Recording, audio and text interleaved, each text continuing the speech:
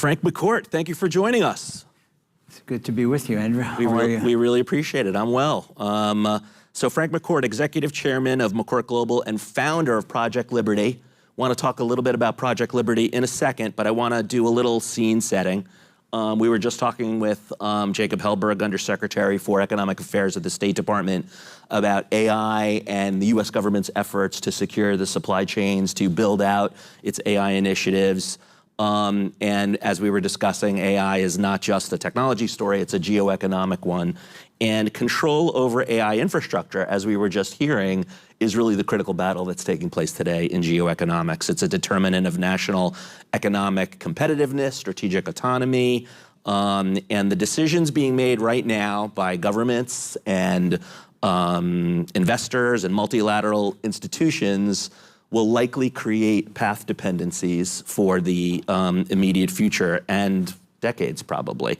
A lot of money is flowing into developing these paths, and middle power nations, whether they're in Europe or Canada or the Indo-Pacific, have to figure out who they're going to bet on, how they're going to engage in this path. And the two options basically are the hyperscalers, the private sector that Jacob Hellberg was just talking about, and Chinese state models.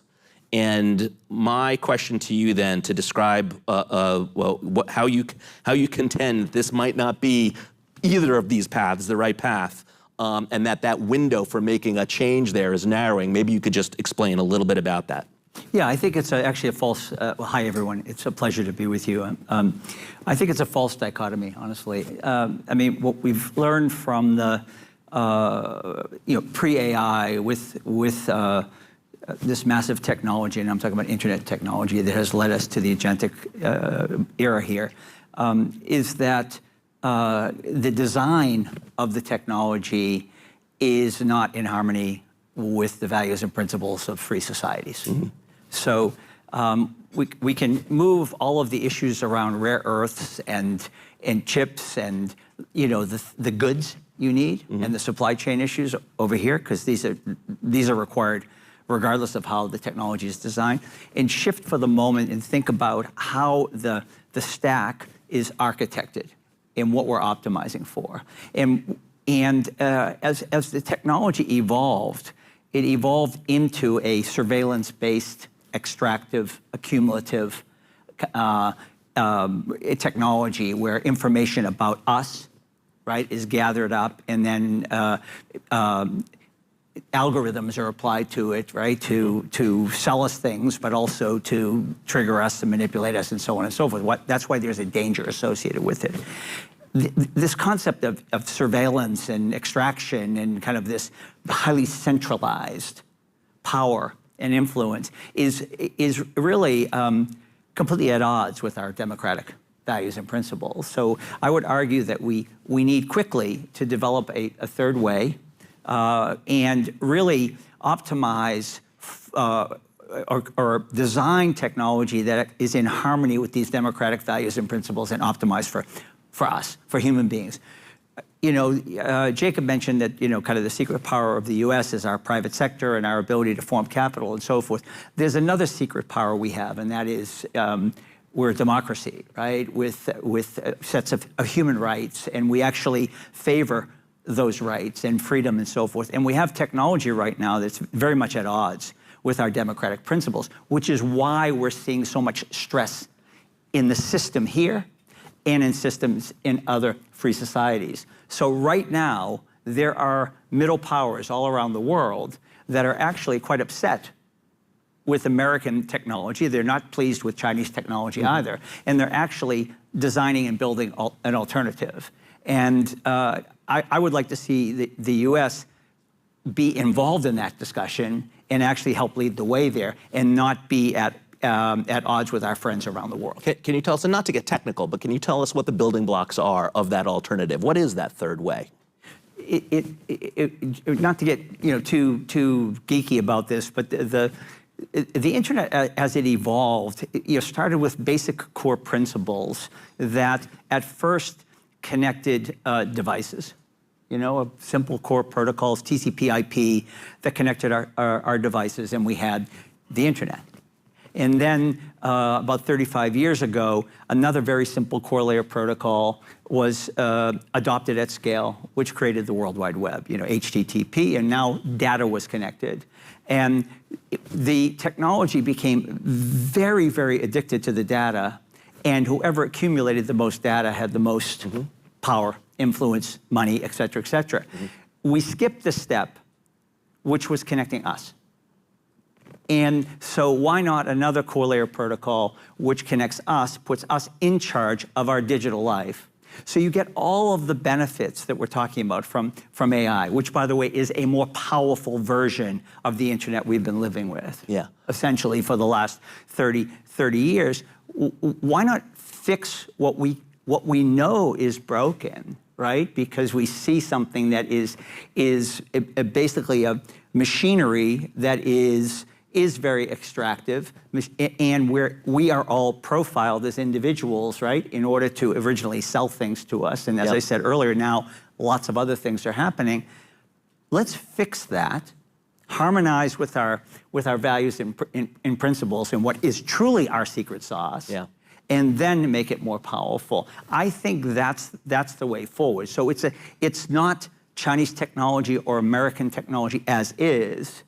It is either American technology as re-architected, or we're going to find out that free societies around the world are going to build something that's very different and in much more in harmony with these ideals and principles, and we're going to have to deal with that. And the basic tenets of that will be open architecture, interoperable open architecture, and giving rights to data to individuals.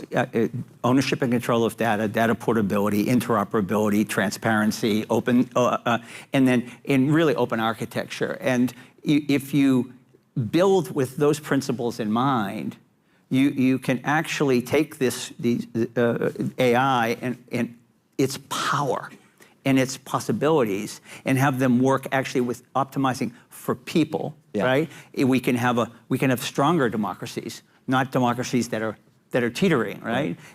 We can actually favor and optimize for truth and trust, as opposed to corrupting an information ecosystem and not knowing what's true or fake, and so on and so forth. And then we've all heard, obviously, about the harms now that are being done to kids with social, and now with AI, it's exacerbated, right? So I don't think look, I'm a parent, I'm a father of 8, okay, and I've raised 4 kids pre-internet and 4 kids now with it, and I got to tell you, it's a massively different You've been on both sides, And I don't think you all are experts in the area of foreign policy, but you're also adults, and most parents or grandparents. We have an obligation to fix this. And if I leave you with one message, it's that it is fixable. It's just technology that you design it to operate in a certain way, to optimize for something.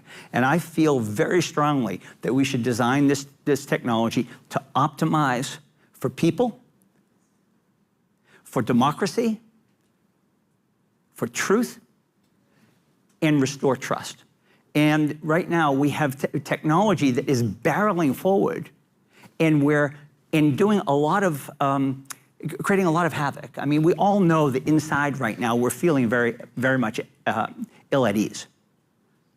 Something's just not right. And I would argue that what's not right is we have a set of principles and values and a democratic political ideology that we've lived with our whole lives and that we've embraced, and institutions built to support those values and principles. And we have technology that's operating on an entirely different set of principles, very much at odds. And so what's happening is that one system will have to bend toward the other. So our political system will bend towards autocratic, centralized type of system, or we fix the technology to bend more towards what formerly and hopefully will continue to remain our democratic values and principles. Frank, can I ask you, and you can look up Frank's biography. He's entrepreneur, big in real estate. You own the Dodgers. You currently own Olympique Marseille, many other ventures. Why this? Why are you focused on this? Is it your 4 kids before and after the internet? It's in part. In part, it's just, in part, it's I love this country. I'm a patriot. My family's been building infrastructure here for 135 years. Started with my great-great-grandfather. He started building roads in Boston when Henry Ford started building cars. So we design and build infrastructure and systems, and including internet systems. And when you see something, you can't unsee it. And when we saw this problem happening, and it's been developing now for well over a decade, and I wrote a book on the subject called Our Biggest Fight, which is, reclaiming our liberty and our dignity and our humanity in this digital age, because you could see you could see it bending towards a type of technology that's exploitive.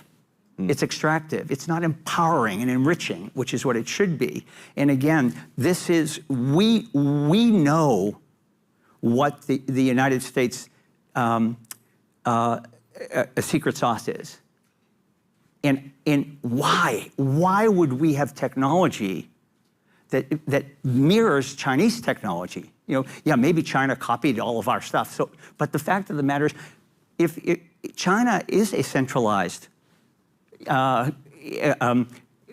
political system where it's part of the deal there is you're not really a citizen, you're a subject, right. And the government is surveilling you and profiling you and watching you. That's the deal living in China.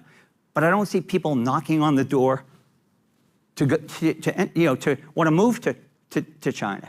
America is about freedom and liberty and the rights that we shouldn't be giving up these rights just to have, powerful technology. We should have powerful technology that optimizes for us and for our values and principles.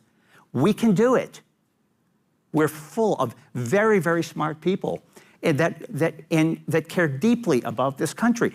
That's the model we should be exporting. Absolutely. We shouldn't be exporting models that are disrupting other free societies, undermining their democracies, harming their kids. That's not what America stands for and what it's about. We should be exporting something that people want more of, not less of.